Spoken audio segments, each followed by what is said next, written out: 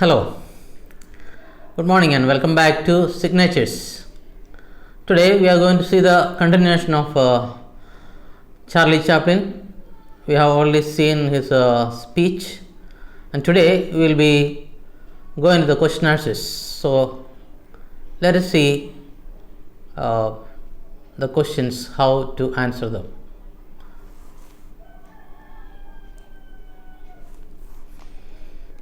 Today I am starting with the second long answer type.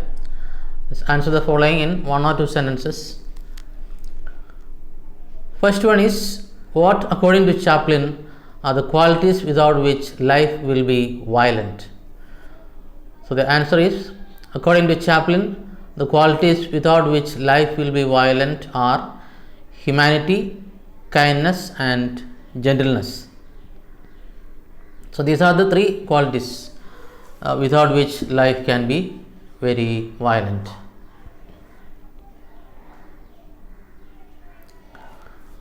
And we are going to the second question. Name the power that will unite the world. So it's very short. The power that will unite the world is democracy. The third question. It is answer the following questions in a paragraph. And that the first one is the power of democracy according to Charlie Chaplin. Answer is, democracy has great power. It is the power of the people.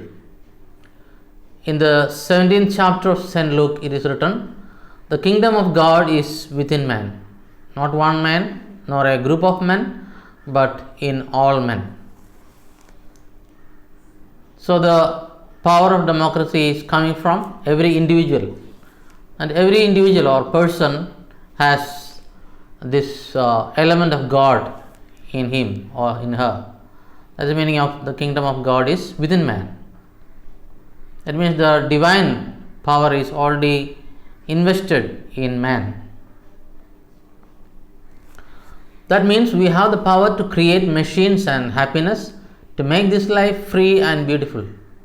So as long as we have this power of God is within us, we can create machines, the gadgets, whatever is helping man to ease his life, to make his life easier or faster and better. And also man has the power to create happiness, to make this life free and beautiful, to make this life a wonderful adventure. So in the name of democracy, we should use that power and fight for a new world where men have a chance to work, the youth a future, and old age will have security. So what are the things that can be provided in a democracy? So when it is democracy where the people are in power or the people have the voice, definitely the youth will have the chance to work, employment, and also the old people who are retired, who are unable to work, their life will be secure. In fact, democracy is capable of building a world where there is no greed, jealousy and war. So that is the ideal. These are things that we are supposed to have or supposed to exist in a democracy, where the rulers who come to power are supposed to work without greed, jealousy and violence or war. In such a world, everyone will be happy as everyone will have enough of everything. Second question is dictatorship versus democracy. Answer is, dictatorship is the rule of one man over many. In dictatorship, only one man's voice is heard and all other voices are suppressed. So it is ruled by just one person. He doesn't bother about the people. It is he who decides everything. So people are powerless. They have no voice. All people want to have a chance to work. The young people want to have a bright future and the old people want to have security. By promising these things, greedy and cruel people rise to power, but they were lying. So you find that some people come to power by promising everything, but then once they come to power, they forget their promises and they only think about themselves. They become greedy and selfish. They don't fulfill their promise. Dictators free themselves, but they enslave people. So once they come to power, they forget about their promises and they free themselves, and at the same time enslave the people who brought them to power. Let us fight to fulfill that promise and for a free world, to do away with national barriers, to do away with greed, with hate and intolerance. So in a democracy, we are trying to fulfill the promises that are given to the people and make the world a free world. And also to do away with all the barriers, national barriers or other barriers that are separating or dividing people.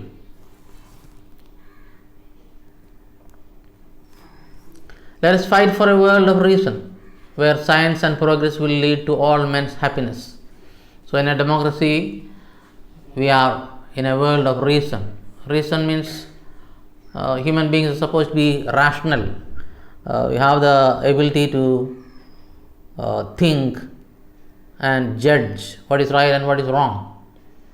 And science will definitely help people.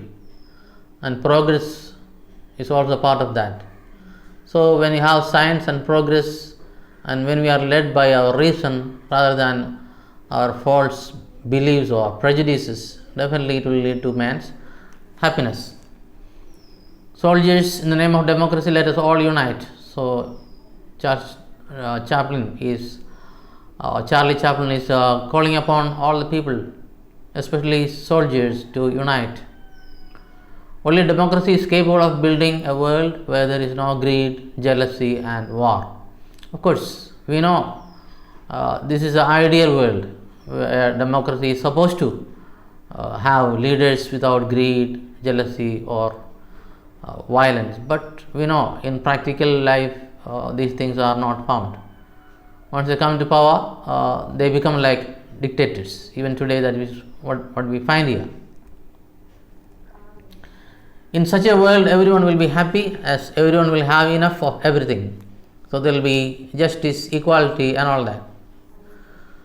In democracy, we can have a free world where men have the freedom, liberty. We can do away with national barriers. We can do away with greed, hate and intolerance. So this is what we are supposed to have in a democracy. But how far we succeed in doing that is a $1 million question. A democracy will be capable of producing a world of reason where science and progress will lead to all men's happiness. So in the name of democracy, we all should unite. So this is a repetition of the same points. Now we go to the fourth question. It's a essay type. That the first one is, how does Charlie Chaplin criticize dictatorship in The Great Dictator? Answer. In The Great Dictator, Charlie Chaplin vehemently criticizes dictatorship. Vehemently means here enthusiastically or very strongly. So he condemns dictatorship, he criticizes it. Dictatorship is the rule of one man over many. In dictatorship, only one man's voice is heard and all other voices are suppressed. All people want to have a chance to work. So definitely dictatorship is against the interest of the people. The young people want to have a bright future and the old people want to have security. But by promising these things, greedy and cruel people rise to power, but they are lying, they don't fulfill their promise.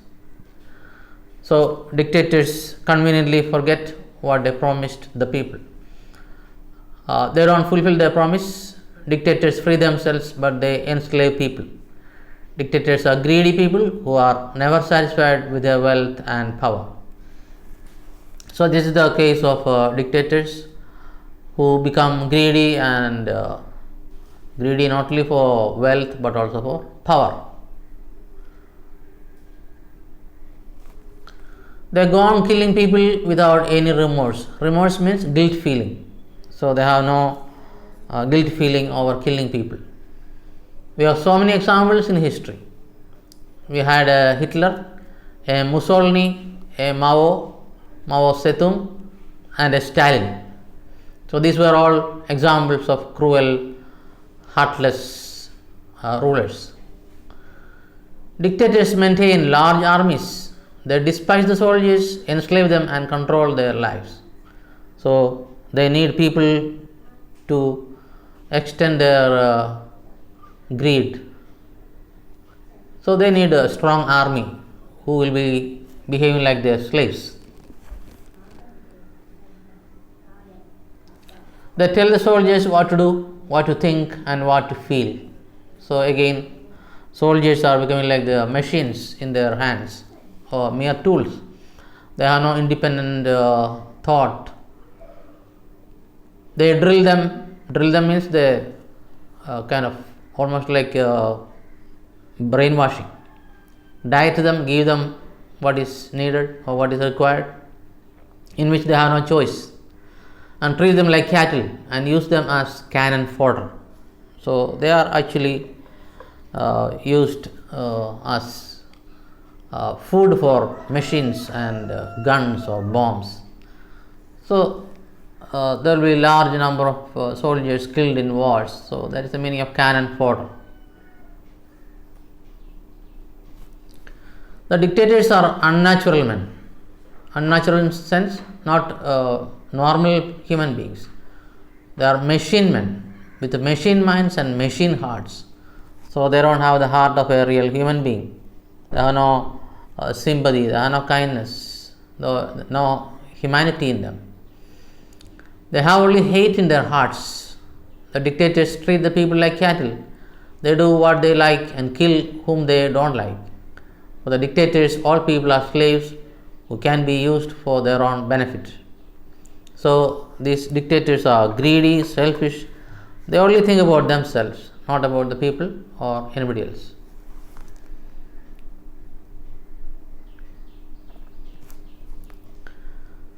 To satisfy their greed for wealth and people, so they use people or soldiers only to fulfill their needs or their greed for wealth and power.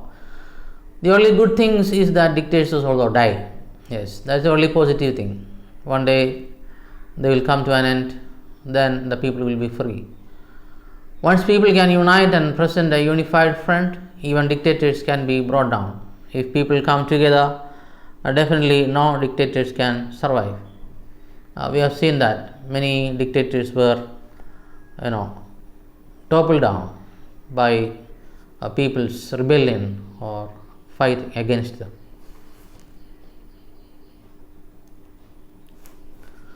Second essay is Charlie Chaplin's view of the new world in The Great Dictator. So his view of a brighter future. Charlie Chaplin has a highly optimistic view of the new world in The Great Dictator. So optimistic means he is able to see only good things that are going to happen. He presents his view of the new world by quoting from the Bible. In the 17th chapter of St. Luke, it is written, "The kingdom of God is within man." Not one man, nor a group of men, but in all men. So all men have this power of God within themselves. That means we have the power to create machines and happiness, to make this life free and beautiful, to make this life a wonderful adventure. So most of the points we have already discussed in other questions. Democracy has great power. It is the power of the people. In the name of democracy, we should use that power and fight for a new world where all men have a chance to work. So, to keep dictators away, we need to have a democracy where people have the power, people have the choice, and everything in the power of the people. So in a democracy, everybody has the power to, or the chance to work, the youth a future, and old age will have security. So we have the chance to work, to get employment, and once we get old, we'll also have the security. The government will look after the old people. That's what we expect in a welfare state. In fact, democracy is capable of building a world where there is no greed, jealousy, and war. So these are supposed to be absent in a democracy, which is the ideal democracy, which we don't find anywhere. In such a world, everyone will be happy, as everyone will have enough of everything. So there will be equality, justice, freedom, everything. In a democracy, we can have a free world. We can do away with national barriers. We can do away with greed, hate, and intolerance. A democracy will be capable of producing a world of reason, where science and progress will lead to all men's happiness. We have already discussed all these points, so I don't like to repeat them. So in the name of democracy, we all should unite. So Chaplin is calling upon all the people to unite in the name of democracy. In the new world, there will be no dictators. Dictatorship is the rule of one man over many. In dictatorship, only one man's voice is heard and all other voices are suppressed. So he is against dictatorship because that doesn't respect people or the power of the people.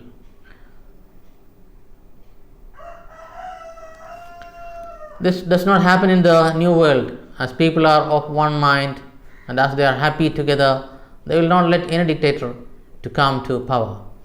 So where there is democracy and where people have the awareness of their rights and duties, definitely no dictator can come to power.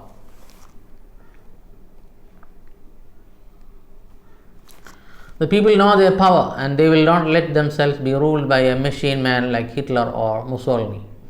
So as long as the people have this awareness, this knowledge and this power, definitely no dictator will come to power. The people know the power of the dictum, that is saying, vox populi, vox Dei, which means the voice of the people is the voice of God. So in the new world, it is vox populi that will reign supreme. So ultimately, it is the people's will or voice that should reign supreme, and not an individual's voice or his will. So in such a scenario, definitely people will have freedom and they will enjoy all the rights that they are supposed to have. With that, we have come to the end of question answers, and we have a beautiful quotation from Charlie Chaplin, which goes something like this: sometimes we think too much and feel too little. That means when we are becoming very intelligent, and people who always think and reason and rationalize, we forget that we have a heart which feels for other people. So with that, we come to the end of today's class. Thank you and have a great day.